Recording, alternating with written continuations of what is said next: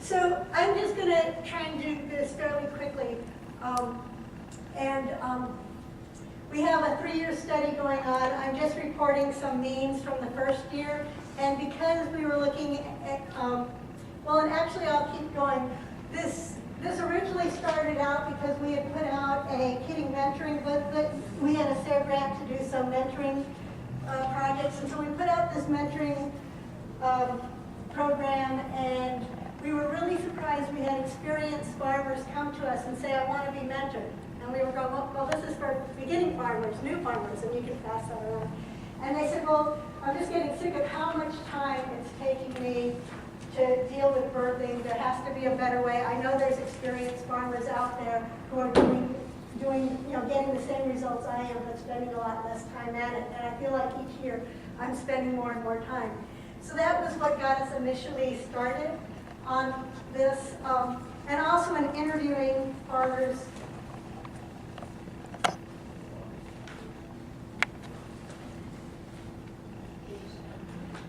Yes. Okay. We found that a lot of farmers said that the labor demands and the feed costs at birthing were one reason why they were considering retiring, or one reason why they didn't want to increase their herd. Okay? And so we wanted to look, and I've already messed up, we wanted to see is, can we reduce labor inputs and feed costs at lambing and kidding without adversely affecting mortality rates in the offspring and your herd productivity? And I say we, and of course it's the farmers that were doing it. So we were, can people hear me? So maybe I don't have to be holding this so close. So we wanted to see if there was a lot of variation between farmers. And I only have 10 of these little handouts, but if anyone's interested in seeing how these vary across farms, this was just our first year. And you can see that we used very different size breeding groups. Sometimes our breeding groups were as small as 7 animals, and sometimes the breeding groups were, I think 200 and something was probably our largest breeding group. Okay.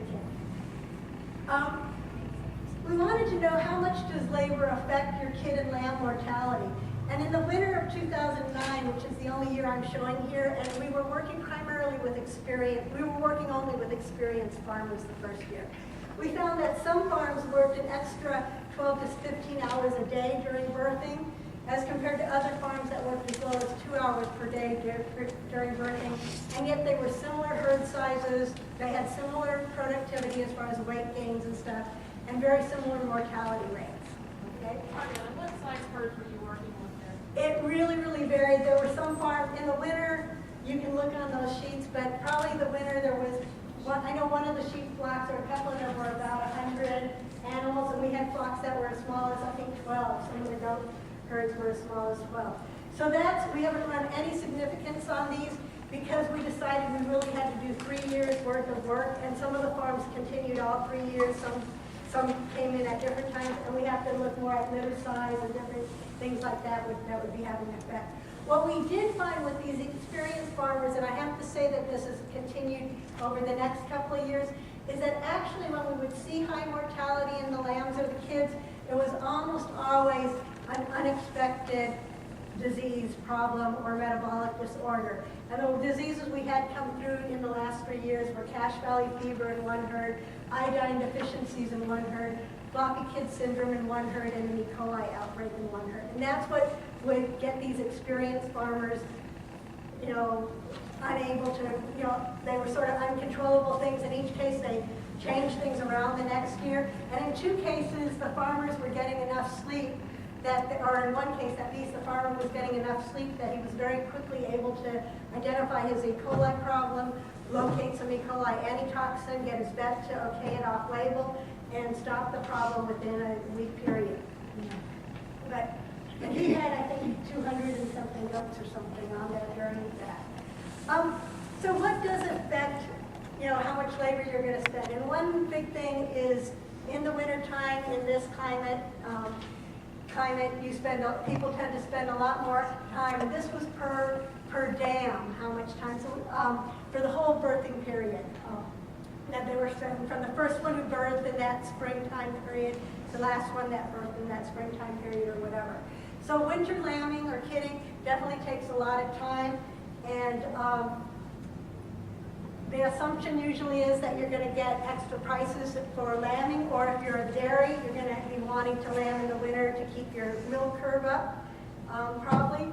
And if you're a show herd for the show circuit, but a lot of people are lambing in the winter or kidding in the winter with this assumption I'm going to get a better price for my animals, and that might not be so. So they need to realize that there's going to be a pretty big labor output.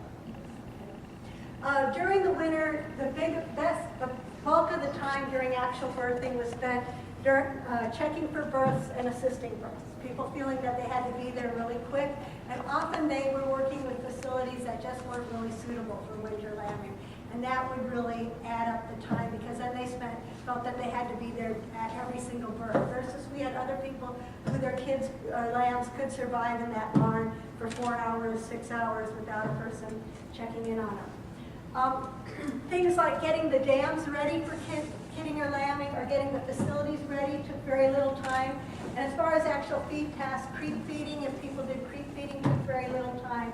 Problem animals, and often these were just a couple of animals in the herd, or they were almost always just a couple of animals, contributed a lot to actual labor. So if you can get rid of having those problem animals, that can really help. So prevention is a good thing to be spending your time on. When it came to lambing percentages, you see one of the advantages of winter kidding and lambing, and this has continued over the 3 years, that you tend to get larger litter sizes at birth. This is including stillbirths and stuff in these figures. And the big problem with our fall lambing, of course, is not only are you having to breed out a season, so you may have fewer animals conceive or no animals conceive, but also the litter sizes tended to be smaller. Okay, so there are trade-offs there. We looked at in the springtime and then also in the fall, but I'm only showing spring here, the relationship of giving birth in the barn versus giving birth out on pasture to mortality rates and how many ended up being artificially raised. And this is where we really have to go through and look at the 3 years, because like you're looking at this sheep block and oh my gosh, he had a little more than 12% die at birth. Well, he ended up at the end of, he had 220, or it was essentially 2.3 lambs per ewe out on pasture, and he was freshening 104 ewes out there. And no artificial raising, he does all fostering. He only fosters, even out on pasture. And so actually, he was doing pretty good. And I'm not sure why it says there's artificial rearing there, because he did no artificial rearing. So I'll have to check into that. What was interesting to us is in the barn we ended up, with three of the farms experienced death of animals, primarily to dystocia or failure to dilate in the barn.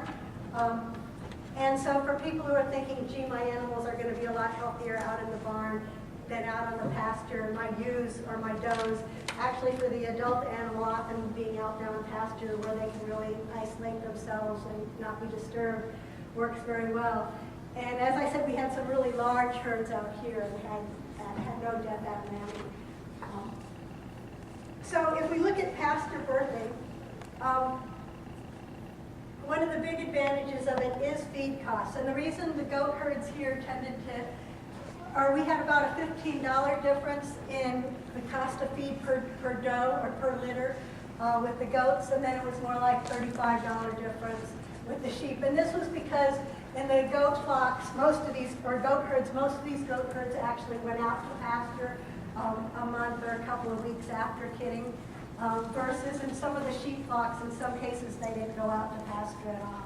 So those lambs stayed in the barn. And generally, most of our people felt that we didn't attribute any property taxes to pasture, because most people were going to have felt that they were going to have that pasture there year-round anyway. And so there were no costs that way. The biggest complaint that people had out on pasture, and with pasture birthing, and also the people who put their animals out lately, later, but especially the people who were lambing out on pasture, giving birth out on pasture, was internal parasites. That was the big problem for them. And I think one thing you run into is that often we're wanting to lamb our kid in a barn that's fairly close to the house. If you're having to go out, a mile to check on, to check twice a day on lambing and kidding, it's going to take more time. And most people wanted to be able to look with binoculars at what was going on. And so they tended to be closer to the house. And of course, unless you planned ahead, those tended to be the pastures that you often were putting your animals out on first thing in the spring, or even pastures where the animals had overwintered. So you needed to plan ahead, to make sure you were keeping these pastures worm-free, or you weren't putting animals out there before you used them as your working pastures. So in terms of pasture lambing and stuff, you need to make parasite management a high priority. Need to monitor your animals frequently. Barber pole worm is a huge problem for us, so Fumach and stuff like that helps. Going on to hayfield regrowth can help. Doing your invasive pasture management. We did find with some of our drift lambing farms, and obviously this is taller than you'd want, this is a fairly mature pasture, but we had a lot of rain late last year, so or in that late May, June period. And what we did find is we have a lot of farms who are fairly small and they're using electronet and